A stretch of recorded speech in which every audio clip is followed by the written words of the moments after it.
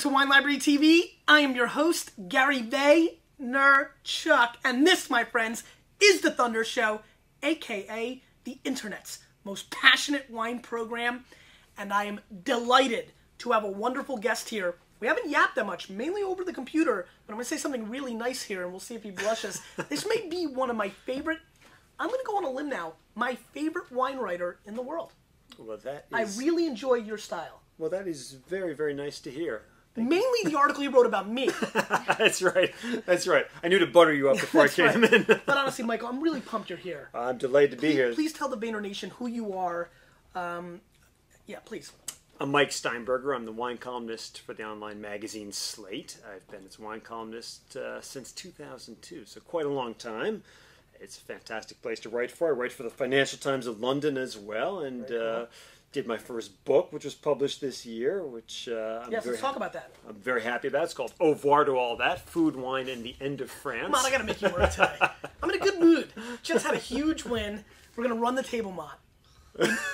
I'm going to Toronto Thursday for the game with AJ. So Fantastic. I'm in a good mood. Well, I told you I was going to show up with my Cowboys dump bucket, but didn't arrive in time. That would have been an act of war. That would have been a declaration of war, wouldn't it? Well, you know, not as much for me as for Mott and the other Giant fans. So, Jets Cowboys, I don't really. No, there's been no rivalry there, but you know, there. Giants Cowboys, that's blood rivalry. That's blood, and, you know.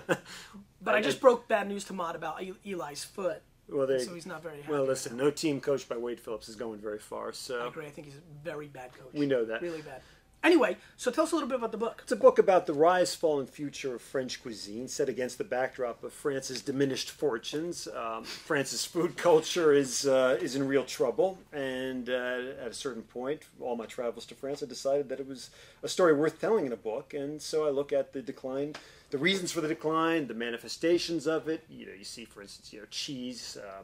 Raw milk cheese has been one of the glories of French cuisine forever. And, 55 years ago, 100% of the cheeses made in France were raw milk. Now you're down to barely 10%. I tell the story in one chapter, particularly the Camembert, which is the most iconic of French cheeses, came under threat a few years ago. So I tell that story and this larger story about the decline of France's cheese culture. One of the other manifestations of this decline of France's food culture is the success of McDonald's in France. Sure. It's a huge business for them in France. That's kind of the thesis I've always heard. It's their second most profitable market in the world, which is amazing. In fact, the guy who really is it just... it's a hard thought to swallow. I mean, the guy who spearheaded their strategy in France did his job so well that a few years ago he was made the head of McDonald's Europe, and he's believed to be in the running to run McDonald's worldwide. Did you interview him? I did. He's a terrific guy. Yeah, a very good guy. I asked him if he felt like a cultural traitor. He said no, and and that was it. That was it. That was a tough question. Yeah, exactly. You tried to fit it in there, tried to make him say yes somewhere. Well, exactly. Don't you feel like you're betraying France by doing this? And he was very, very insistent. What was his? You got to read the book to find out. Well, exactly, and it's it's a great business story. Maybe not an uplifting cultural story. There's also a big chapter about wine because, as you know, it's a very interesting time for wines in France. Sure.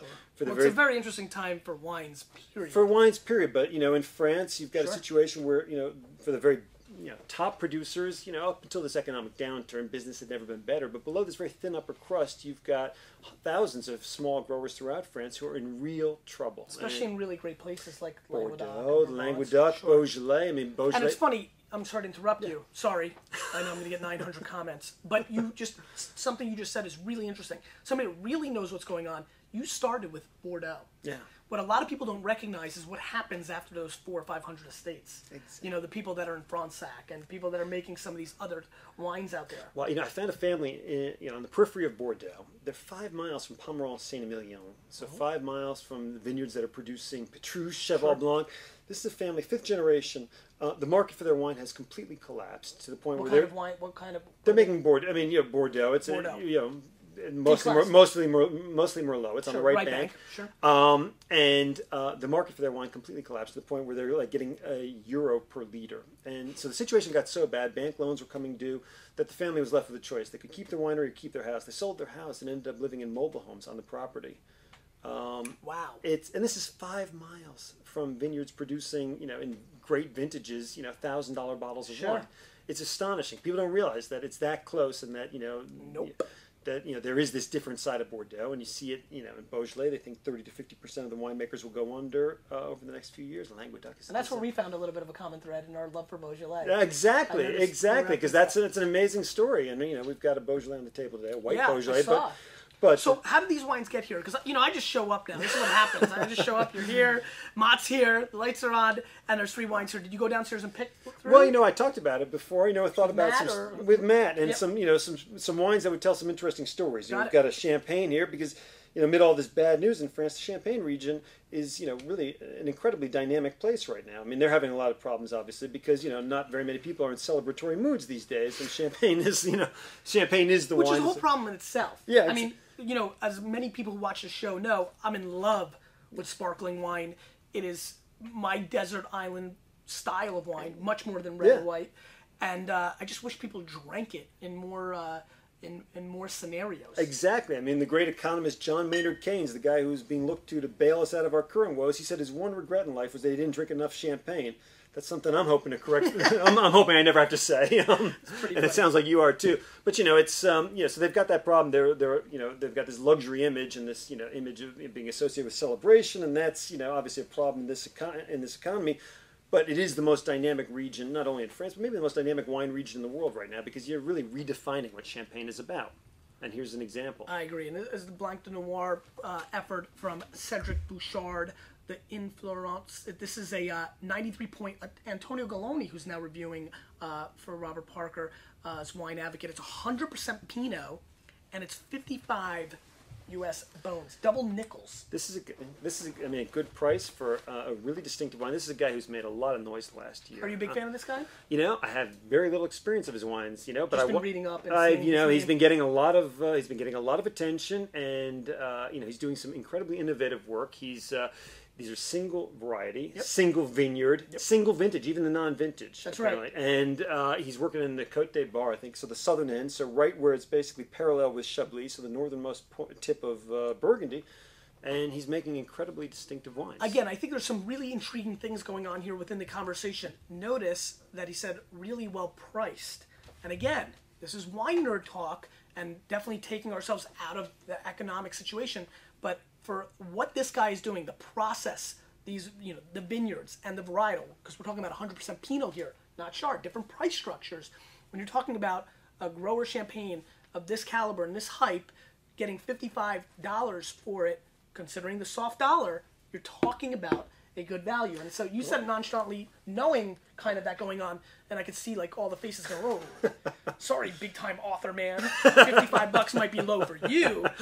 But the truth is, I think when you take this and you put it in the likes of a Dom P or a Perrier-Jouet flower bottle or Paul Roget, Winston Churchill, things like that, half the price, and for a lot of people, more of the wine. Yeah, and this is the thing too, and the other thing with Champagne is, people need, particularly with a Blanc de Noir. You're talking about a richer style. These are wines that should be had with food, and the Champagne Noir are always talking about we want our wines to be had with food. They're just not telling that story properly. They're not telling that story very well, and it's surprising because they are very adept at marketing otherwise. Well, the big five or six houses, right? But the little guys are not having so much success getting that message across. But when you think about it, people think well, maybe they think a little more about it these days because of the economy, but people will spend $50 on a Chateauneuf or a Bordeaux. Well, especially Chateauneuf right now. Exactly. Well, it's very hot, I know. But, they will spend that kind of money, but then they'll think, okay, well, Champagne, we drink that, just on special occasions or for an aperitif. And, $50 to $55 is, it's no bargain, but it's not a bad price. And what gets really fascinating is where you talk about the world economy, because what's really been interesting for me is over the course of the last 36 months, you've started seeing educated wine drinkers, not even a casual one, start to debate about some of these premium cavas. Yeah. There's some things that are starting to sneak in that can start, debating. Now, I still don't think there's really a rival for the terroir of what Champagne brings to the table for these wines. But you know what? People are starting to really look at some of, there's some, I think Cava's getting really interesting. Yeah, and I think they're going to be able to put out reserves and single vineyards in that $25 to $45 range in the next, when things get better and things of that nature. So I think that's going to be a true competitor. And I think that they really have to start telling this story because this is not a flexible enough, No. product. It isn't. And, the thing is, in this kind of market, it's a downtime now, but this is when loyalty is going to be won. And no question. This is when people are going to, that $15 or $20 cava, if they scale up in price, people are going to go along for the ride when times improve. And so, this is a time to build that sort of loyalty. No question. From any business standpoint, exactly. This is always the opportunity. Exactly. I think that what's very important for people to understand is this. I bet you if we took a survey of the tens of thousands of people watching right now, how many of you, raise your hand, we can see you, it's crazy, new technology. How many of you drank champagne outside of that normal aperitif, toast, celebratory environment? The number is scary low. Yep, exactly. And I'm talking in single digits. No, people don't even think about it. They lobster. If you're a lobster fan, this is such a major opportunity. How about something else? Sushi restaurants everywhere. I mean, is champagne not a fantastic I posted on the Wine Library TV forum this weekend. I'm about to do a big uni dinner. Oh, fantastic. So I'm all about uni. And my intuition was to do a You should invite my wife. My wife, she's hardcore? She adores uni. Yeah, I'm all about it. All right, let's get into this. Let's snip it up. It's really nice aromatics. It is. Very, very nice. What are you picking up on the nose? Getting some apple. A little citrus in there. Are you getting the rubber burnt kind of thing going on? A little bit like, like a muscle car burnout. There's a little bit of that. Certainly chalkiness. Yeah, I get a dustiness, chalkiness for sure. Yep. The apple is the kind of like predominant thing we're going to kind of talk nuances around this apple, kind of Granny Smith green apple smell. I'm not getting any red fruit notes. I mean, None. No. Red fruit? Yeah, no red fruit. I mean, with Pinots you can you can definitely pick them up. Yeah, I definitely like the this kind of dusty, chalky thing that it really finishes with. There's a floral note in there. I mean, this is and you can pick up on the nose. You can pick up. This is serious. I mean, this is a serious wine in there. There is a serious wine in there. All right, let's get a whirl.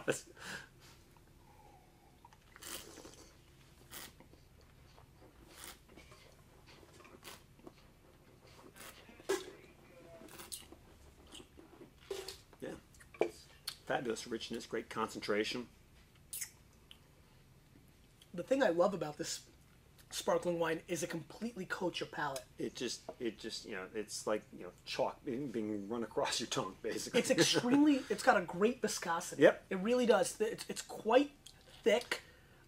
It's got a real presence. I mean, it's elegant, but it's got a real presence in there. And as I said, as we're talking about, this is something where it's fantastic as an aperitif, but it would be really good with food. You know what I would compare this to? Altoon. Altoon is the former wide receiver for the New York Jets. he was on the other side of the great Wesley Walker. Mott. Yeah. Thank you very much. That's Wesley Walker. That was a hell of a player, by the way. Altoon was number 88. And here's what I love about Altoon. Altoon was a wide receiver, and he was very tough. He was actually forced out of football because of concussions. Yeah. He would take the hit over the middle all the time. Rugged, tough guy. Yeah. During every offseason, Altoon did ballet. Yeah. Every offseason. That's what he did. That's what this wine reminds me of.